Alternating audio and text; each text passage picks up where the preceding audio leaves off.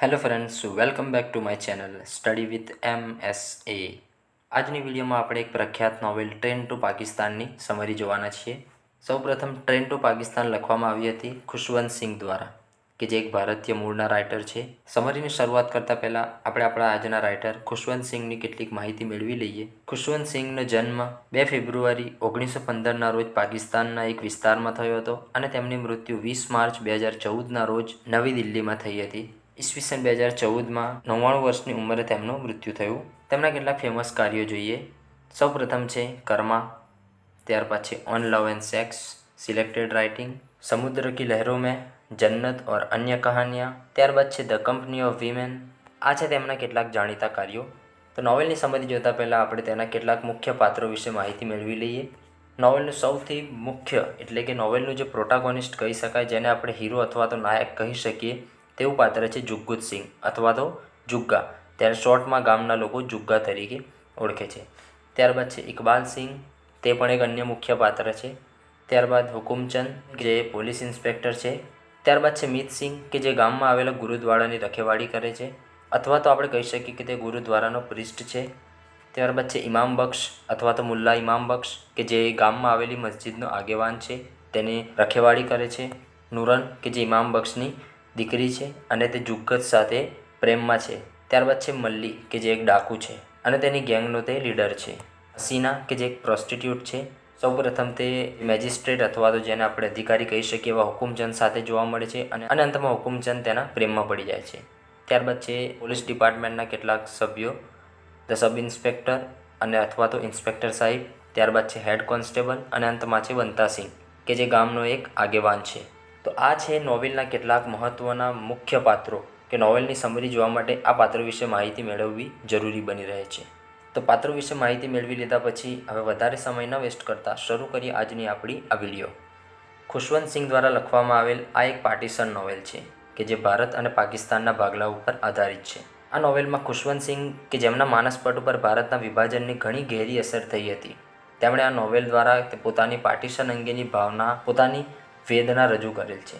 આપણે સૌ જાણીએ છીએ કે ઈસવીસન 1947માં થયેલ ભારતનું વિભાજન અથવા તો ભાગલા અથવા તો પાર્ટીશન, જે પણ આપણે કહેતા હોઈએ, ભારતીય ઇતિહાસની મહત્ત્વપૂર્ણ ઘટનાઓમાંની એક ઘટના છે, જેમાં સદીઓથી એક જ ભૂમિ પર રહેતા કરોડો લોકોને પોતાની માતૃભૂમિ છોડીને બીજા અજાણ્યા પ્રદેશમાં જવું પડ્યું હતું. ઘણા લોકોએ પોતાના જીવ ગુમાવ્યા, ઘણા લોકો બેઘર થઈ ગયા. મુસ્લિમો પાકિસ્તાન તરફ અને હિન્દુ તેમજ શીખ લોકો ભારત તરફ ભાગીને આવવા લાગ્યા. ઘણા લોકો તો ભાગલાના કારણથી પણ અપરિચિત હતા. તેઓ જાણતા પણ ન હતા કે આ ભાગલા શું છે, કોણે પાડ્યા, શા કારણે પાડવામાં આવ્યા. છતાં પણ પોલિટિક્સને કારણે તેઓ આ બધાનો ભોગ બન્યા. રાજકારણે સદીઓથી એક સાથે વસતા લોકોને ધર્મના નામે વિભાજિત કરી નાખ્યા. હિન્દુઓના મનમાં મુસ્લિમો પ્રત્યે અને મુસ્લિમોના મનમાં હિન્દુઓ પ્રત્યે દ્વેષ ઉત્પન્ન કરાવ્યો. ઘણા નિર્દોષોનું ખૂન થયું. ઘણી મહિલાઓ બળાત્કારનો ભોગ બની. આ બધી ઘટનાઓ ખુશવંત સિંઘે પોતાની નજરે જોઈ હતી. તેમણે આ નોવેલમાં આ બધી ઘટનાઓને ધ્યાનમાં રાખીને નોવેલનું કથાનક ઘડવાનો પ્રયત્ન કર્યો છે. તો નોવેલની શરૂઆત કંઈક આવી રીતે થાય છે કે ઈસવીસન 1947ના ઉનાળામાં પાકિસ્તાન અને ભારત વચ્ચે નવી સરહદ રચાઈ, જેમાં 10 મિલિયન હિન્દુઓ, મુસ્લિમો અને શીખોને તેમના ઘરો છોડીને સરહદની બીજી તરફ જવું પડ્યું. ઉત્તર ભારત એ આ ઘટનાથી સૌથી વધુ પ્રભાવિત થયું, કારણ કે તે ભારત અને પાકિસ્તાનની જે નવી સરહદ રચાઈ હતી તેમાં સૌથી નજીકનું હતું. પરંતુ અહીંયા આવેલ એક ગામ, કે જેનું નામ છે માનોમાંજરા, આ બધી ઘટનાથી બિલકુલ અપરિચિત અને અજાણ છે. આ નોવેલની આખી ઘટના આ મનોમાંજરા નામક એક ગામની અંદર સ્થિત છે. ગામની મોટાભાગની વસ્તુઓ શીખ અને મુસ્લિમ છે. ગામમાં એક ગુરુદ્વારા છે, જેની દેખરેખ મીત સિંઘ દ્વારા રાખવામાં આવેલ છે. ગામમાં એક મસ્જિદ છે, જેની આગેવાની મુલ્લા ઇમામ બક્ષ નામક એક વ્યક્તિ કરે છે. ગામમાં માત્ર એક હિન્દુ રહે છે, જેનું નામ લાલા રામલાલ છે, જે શાહુકાર છે. નોવેલની ઘટનાની શરૂઆત લાલા રામલાલની હત્યાથી થાય છે. કેટલાક ડાકુઓ દ્વારા રામલાલની હત્યા કરી નાખવામાં આવે છે. આ લૂંટારાઓ અથવા તો ડાકુઓ હત્યા કર્યા બાદ ગામના ભૂતપૂર્વ લૂંટારા એવા જુગ્ગુત સિંઘ, કે જેને જુગ્ગુના નામથી ઓળખવામાં આવતું હતું, તેના ઘરની પાસેથી પસાર થાય છે અને આ લૂંટારાઓ જુગ્ગુને ફસાવવા માટે તેના આંગણામાં ચોરી કરેલી બંગડીઓ ફેંકી દે છે.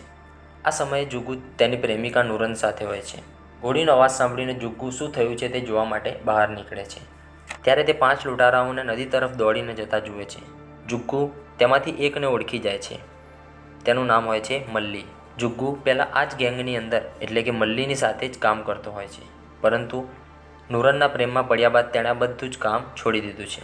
ગામની અંદર આજે લૂંટ થાય છે તેની આગલી સવારે મેજિસ્ટ્રેટ અને ડેપ્યુટી કમિશનર હુકુમચંદ મનોમાજરામાં પહોંચે છે.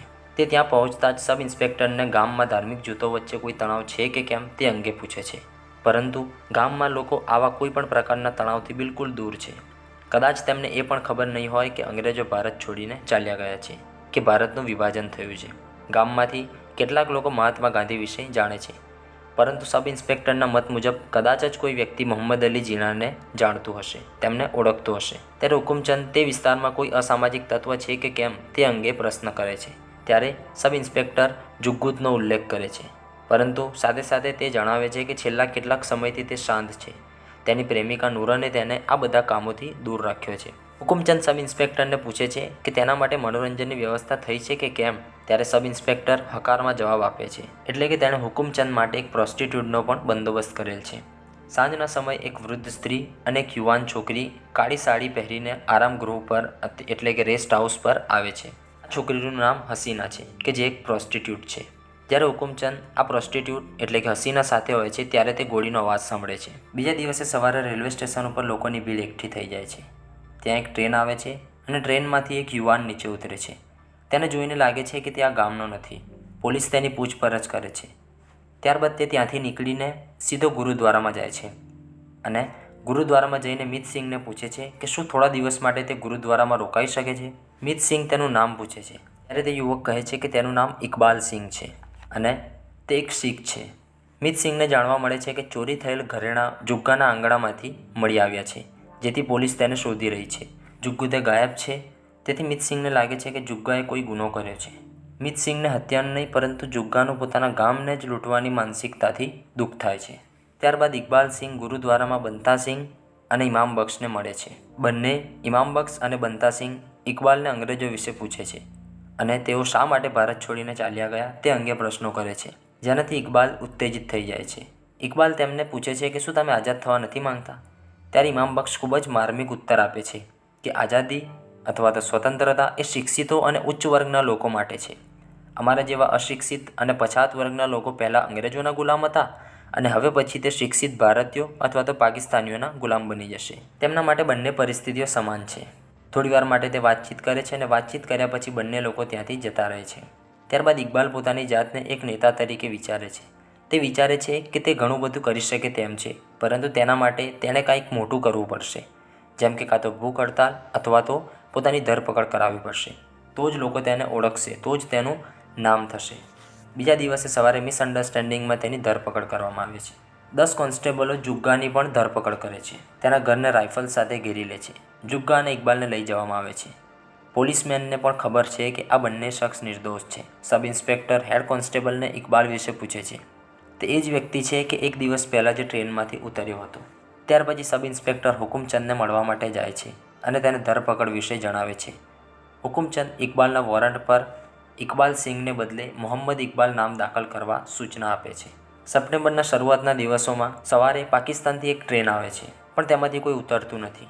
પણ સાંજના સમયે જ્યારે પવન ફૂંકાય છે ત્યારે તેમાં સળગતા કેરોસીન, લાકડા અને સળગતા માંસની ગંધ આવે છે.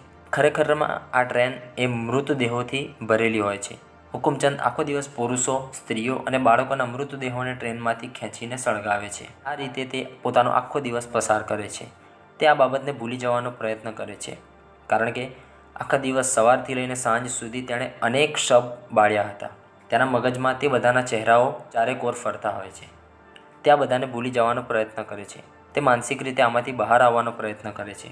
તે તેના નોકરને મનોરંજનનો બંદોબસ્ત કરવા જણાવે છે. હુકુમચંદ પોતાના કમ્ફર્ટ અને આરામ માટે હસીનાને આખી રાત પોતાની સાથે રાખે છે, પરંતુ તેઓ કાંઈ કરતા નથી, માત્ર સાથે બેસી જ રહે છે. હુકુમચંદ માત્ર કોઈની કંપની પોતાની સાથે રાખવા માંગતો હોય છે. બીજા દિવસે સવારે સબ ઇન્સ્પેક્ટર રેસ્ટ હાઉસની મુલાકાત લે છે. તે હુકુમચંદને કહે છે કે 40 કે 50 શીખો શહેરમાં પ્રવેશ્યા છે. હુકુમચંદ રામલાલની હત્યાની તપાસ વિશે પૂછે છે. જુગ્ગાએ પહેલાં મલ્લી ગેંગનો મેમ્બર હતો, પરંતુ હત્યાના સમયે તે તેમની સાથે ન હતો. હુકુમચંદ ત્યારબાદ મલ્લી ગેંગના મેમ્બર્સ શીખ છે કે મુસ્લિમ તે વિશે પૂછે છે. તેનો ઉત્તર મળે છે કે તે બધા શીખ છે, પરંતુ હુકુમચંદ ઈચ્છતો હોય છે કે તે બધા મુસ્લિમ હોય, કારણ કે તે ઇકબાલને મલ્લી ગેંગ સાથે જોડી દેવા માંગે છે. હુકુમચંદ મલ્લી ગેંગને મુક્ત કરવાનો આદેશ આપે છે. અને ત્યાર પછી મુસ્લિમ રિફ્યુજી કેમ્પના શિબિર કમાન્ડરને માનવમાંજરા મુસ્લિમોને લઈ જવા માટે ટ્રકો મોકલવા માટે જણાવે છે. એક અઠવાડિયા પછી ઇકબાલ અને જુગ્ગાને એક જ સેલમાં એક જ ઓરડામાં નાખવામાં આવે છે, કારણ કે જુગ્ગાને જે ઓરડામાં રાખવામાં આવ્યો હતો તેમાં હવે મલ્લી અને તેના ગેંગના સદસ્યોને મૂકવામાં આવ્યા હોય છે. ઇકબાલ અને જુગ્ગા હવે એક જ સેલની અંદર હોય છે. ત્યારે ઇકબાલ જુગ્ગાને પૂછે છે, શું તેણે રામલાલની હત્યા કરી છે? ત્યારે જુગ્ગા તેને નકારે છે કે ના, મેં તેની હત્યા કરી નથી. ત્યારે ઇકબાલ વિચારે છે કે પોલીસ જુગ્ગાને મુક્ત કરી દેશે, પરંતુ જુગ્ગા જાણતો હોય છે કે પોલીસને જે સારું લાગશે તેમ જ કરશે. બીજે દિવસે હેડ કોન્સ્ટેબલ અને સબ ઇન્સ્પેક્ટર ગામમાં જાય છે અને સબ ઇન્સ્પેક્ટર હેડ કોન્સ્ટેબલને ગામના સદસ્યોને એક જ પ્રશ્ન પૂછવા માટે જણાવે છે કે શું તમે મુસ્લિમ લીગના મેમ્બર ઇકબાલને જોયો છે? આ સાંભળીને હેડ કોન્સ્ટેબલ થોડો કન્ફ્યુઝ થઈ જાય છે, થોડો મૂંઝવાઈ જાય છે કે ઇકબાલ તો એક શીખ છે, તો પછી આવું કેમ? ત્યારે સબ ઇન્સ્પેક્ટર ભારપૂર્વક સૂચવે છે કે તેણે મોહમ્મદ ઇકબાલની જે વાર્તા છે, જે મનગઢંત વાર્તા છે, તેની સાથે જ જવાનું છે. તે મુજબ જ તેણે કાર્ય કરવાનું છે. સબ ઇન્સ્પેક્ટરના આદેશને અનુસરતા હેડ કોન્સ્ટેબલ મલ્લી ગેંગને ગામમાં લઈ જાય છે અને તેમને મુક્ત કરી દે છે. ઇકબાલ એક શહેરી બાબુ છે, તેની પાસે ચોરી કરવાનું કોઈ કારણ નથી. તેથી ગામના લોકોને આ વાતની નવાઈ લાગે છે કે ઇકબાલ કેવી રીતે દોષિત હોઈ શકે, પરંતુ લોકોના મનમાં શંકા ઉત્પન્ન કરવામાં આ ચાલાકી કામ કરે છે. મુસ્લિમો હવે શીખો ઉપર અને શીખ લોકો મુસ્લિમો પર વિશ્વાસ કરતા નથી. હવે તે જ રાત્રે કે જ્યારે મલ્લી ગેંગને મુક્ત કરવામાં આવે છે, ત્યારે શીખોનું એક જૂથ બંતા સિંઘના ઘરે એકઠું થાય છે. બંતા સિંઘ સૂચવે છે કે જ્યાં સુધી આ બધો મામલો ઠંડો ના પડે ત્યાં સુધી આપણે મુસ્લિમોને રિફ્યુજી કેમ્પમાં મોકલી દઈએ અને જ્યાં સુધી તેઓ કેમ્પમાં રહેશે ત્યાં સુધી તેમના માલ સંપત્તિની રક્ષા તે લોકો એટલે કે શીખો કરશે. ઇમામ બક્ષ ઘરે જાય છે અને નૂરનને કહે છે કે તેઓએ હવે અહીંયાથી જવું જ પડશે.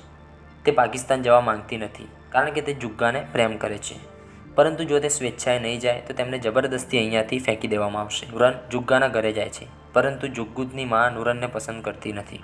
તે સમયે નૂરન જણાવે છે કે તે જુગ્ગુના બાળકની 2 મહિનાની ગર્ભવતી છે. ત્યારે જુગ્ગાની માં થોડી શાંત થાય છે. તે નૂરનને જુગ્ગાના જેલમાંથી બહાર આવવા સુધીની રાહ જોવા માટે કહે છે. બીજે દિવસે સવારે પાકિસ્તાન જવા માટેની ટ્રકોનો કાફલો ત્યાં આવે છે. એક મુસ્લિમ અધિકારી બધા મુસ્લિમોને તેમના ઘર છોડીને ટ્રેનમાં ચડી જવા માટે આદેશ આપે છે. મુસ્લિમો જેટલું લઈ શકતા હોય છે તેટલું બધું લઈને ટ્રકમાં ચડી જાય છે અને તેમની જે સંપત્તિ અહીંયા છૂટી ગઈ છે તેને સાચવવાની જવાબદારી મલ્લી અને તેની ગેંગને સોંપવામાં આવે છે. પરંતુ મલ્લી અને કેટલાક શીખ શરણાર્થીઓ મળીને મુસ્લિમોના ઘરોમાં તોડફોડ કરે છે. આ દરમિયાન સતલજ નદીના પાણીનો સ્તર ધીરે ધીરે વધે છે. બંતા સિંહ અને ગામના કેટલાક લોકો પુરુષો, સ્ત્રીઓ અને બાળકોના મૃતદેહોને તરતા જુએ છે. આ બધા મૃતદેહોના શરીર પર ચાકુ અને તલવારના ઘા હોય છે. તેઓ સમજી જાય છે કે આ બધા નરસંહારનો ભોગ બન્યા છે. તે સાંજે ગ્રામવાસીઓ સંધ્યા આરતી માટે પ્રાર્થના માટે ગુરુદ્વારામાં જાય છે. ત્યાં શીખ સૈનિકો પ્રવેશ કરે છે. તેઓમાંથી એક યુવાન લીડર શીખોને મુસ્લિમોને મારવા માટે પ્રોત્સાહિત કરે છે. તેમની મર્દાનગી પર તે પ્રશ્ન કરે છે. તે શીખોને ભડકાવે છે કે મુસ્લિમોએ આપણા પુરુષો, સ્ત્રીઓ અને બાળકોની હત્યા કરી છે, તો આપણે શા માટે ચૂપ છીએ? શું આ આપણી મર્દાનગી છે? આ બધી વાતો દ્વારા તે શીખ લોકોની અંદર મુસ્લિમો પ્રત્યેની ઈર્ષ્યા ઉત્પન્ન કરાવે છે, દ્વેષ ઉત્પન્ન કરાવે છે. મિત સિંહ બધાને સમજાવવાનો પ્રયત્ન કરે છે, પરંતુ કોઈ સમજતું નથી. ત્યાં એકત્ર થયેલા શીખો મુસ્લિમ રિફ્યુજીઓની હત્યા કરવાનું કાવતરું કરે છે કે જેમની ટ્રેન સૂર્યાસ્ત પછી પાકિસ્તાન તરફ જવાની છે. પ્લાનિંગ મુજબ શીખો ટ્રેનના બ્રિજ ઉપર એક દોરડું બાંધશે કે જેથી કરીને ટ્રેનની ઉપર બેસીને જતા મુસ્લિમો નીચે પડીને મરી જાય. બંતા સિંહ પોલીસને આ કાવતરાની જાણ કરે છે. પોલીસ સ્ટેશનમાં પણ મૃતદેહોના વધતા જતા ઢગલાથી હુકુમચંદ કંટાળી ગયો છે. હુકુમચંદને હસીનાની ચિંતા થાય છે. ત્યારે હુકુમચંદ ગુસ્સામાં સબ ઇન્સ્પેક્ટરને પૂછે છે કે તે શા માટે મને આ પ્લાનિંગ, આ કાવતરા વિશે જાણ ન કરી. ત્યારે સબ ઇન્સ્પેક્ટર જવાબ આપે છે કે જો તાત્કાલિક પગલાં લેવામાં ન આવ્યા તો ટ્રેનમાં જનાર સૌ રિફ્યુજી મૃત્યુ પામશે. હુકુમચંદ જુગ્ગા અને ઇકબાલની મુક્તિની વ્યવસ્થા કરે છે અને ઓફિશિયલ કાગળોમાં ઇકબાલનું નામ ઇકબાલ સિંઘ લખે છે, ના કે મોહમ્મદ ઇકબાલ. તેની મુક્તિ પછી જુગ્ગાને ખબર પડે છે કે બધા મુસ્લિમો ચાલ્યા ગયા છે. મલ્લીને મુસ્લિમોની સંપત્તિની રખેવાળી સોંપવામાં આવી છે અને મલ્લીની ટોળીના સદસ્યો મુસ્લિમોના લોહીના તરસ્યા થયા છે. તે રાત્રે જુગ્ગા ગુરુદ્વારામાં જાય છે, જ્યાં તે મિત સિંહને પ્રાર્થના કરવા માટે કહે છે. જ્યારે તે ગુરુદ્વારામાંથી બહાર નીકળે છે ત્યારે નીકળતી વખતે તે ઇકબાલ સિંઘને સૂતો જુએ છે અને તેને સૂતો જોઈને મિત સિંહને તેના વતી ઇકબાલને સત શ્રી અકાલ કહેવા માટે કહે છે. હવે તે રેલવે ટ્રેક તરફ જાય છે. 11 વાગ્યાની થોડીવાર પછી ઘણા બધા લોકો ટ્રેનના પાટાની બંને બાજુએ ફેલાઈ જાય છે. તે ટ્રેનના આવવાનો અવાજ સાંભળે છે. ટ્રેનના બ્રિજની બંને બાજુ પ્લાનિંગ અનુસાર દોરડું બાંધેલ છે. આ બધાની વચ્ચે નીચે ઊભેલા બધા લોકો એક વ્યક્તિને બ્રિજ ઉપર ચડતા જુએ છે. તે અન્ય કોઈ નહીં પરંતુ જુગ્ગુ હોય છે, પણ તેમાંથી તેને કોઈ પણ ઓળખતું નથી. ટ્રેન ધીમે ધીમે નજીક આવે છે. નીચે ઊભેલા લોકો જુગ્ગુદને નીચે આવવા માટે બૂમો પાડે છે. આ સમયે જુગ્ગુદ પોતાની કમરમાંથી કિરપાળ કાઢે છે. કિરપાળ એક નાનું હથિયાર હોય છે કે જે શીખ લોકો પોતાની સાથે હંમેશા રાખતા હોય છે. તે કિરપાળ કાઢીને દોરડું કાપવા લાગે છે. નીચે ઊભેલા લોકોનો લીડર જુગ્ગુદ શું કરી રહ્યો છે તે સમજી જાય છે અને પોતાની રાઇફલ કાઢીને શૂટ કરે છે. ગોળી લાગતા જ જુગ્ગુદના હાથમાંથી કિરપાળ પડી જાય છે. મોટાભાગનું દોરડું કપાઈ ગયું છે. એક નાની સરખી પટ્ટી બાકી રહી છે. જુગ્ગુદ તેના દાંત વડે દોરડું કાપવા લાગે છે. બીજી એક ગોળી ચાલે છે. તે જુગ્ગાને વાગે છે. દોરડું તૂટી જાય છે અને જુગ્ગુદ પણ દોરડાની સાથે નીચે પડે છે અને અંતમાં ટ્રેન જુગ્ગુદ ઉપરથી નીકળી જાય છે. જુગ્ગુદ પોતાના જીવનું બલિદાન આપીને હજારો મુસ્લિમોનો જીવ બચાવી લે છે અને આવી રીતે આ નોવેલ અહીંયા અંત થાય છે. તો આજની વિડીયોમાં બસ આટલું જ. જો આપને અમારી વિડીયો પસંદ આવી હોય તો વિડીયોને લાઇક કરો, શેર કરો અને ચેનલને સબસ્ક્રાઈબ કરો. તો પછીથી મળીશું આવી જ કોઈ વિડીયો સાથે. ત્યાં સુધી good bye and take care.